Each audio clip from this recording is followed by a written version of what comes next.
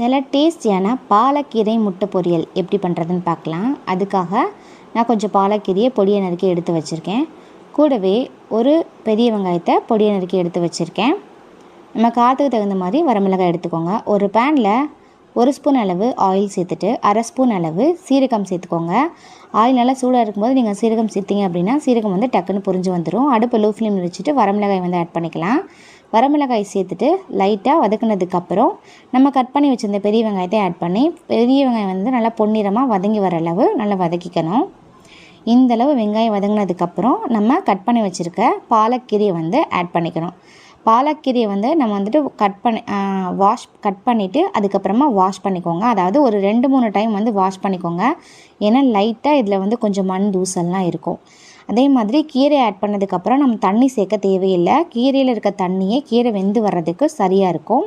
இப்போ இந்த ஸ்டேஜில் வந்து உப்பு சேர்க்கக்கூடாது. கீரை வந்து இந்தளவு நல்லா வெந்து வந்ததுக்கப்புறம் அதுக்கப்புறம் தான் நம்ம வந்து கொஞ்சமாக உப்பு ஆட் பண்ணிக்கணும். பாருங்க, தண்ணி எதுவுமே சேர்க்கல, கீரை வந்து பர்ஃபெக்டாக வெந்து வந்துருச்சு. உப்பு ஆட் பண்ணிவிட்டு 2 முட்டையை வந்து ஆட் பண்ணிக்கலாம். முட்டை சேர்த்துட்டு அடுப்பை மீடியம் ஃப்ளேம்லேயே வச்சு இந்த மாதிரி நல்லா வதக்கி விட்டுக்கோங்க.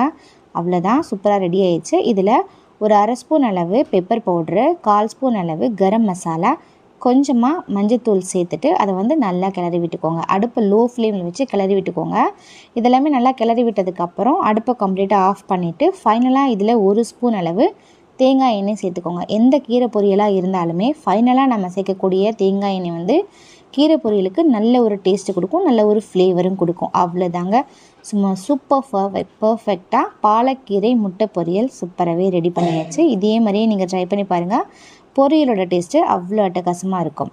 தேங்க்யூ ஃபார் வாட்சிங்.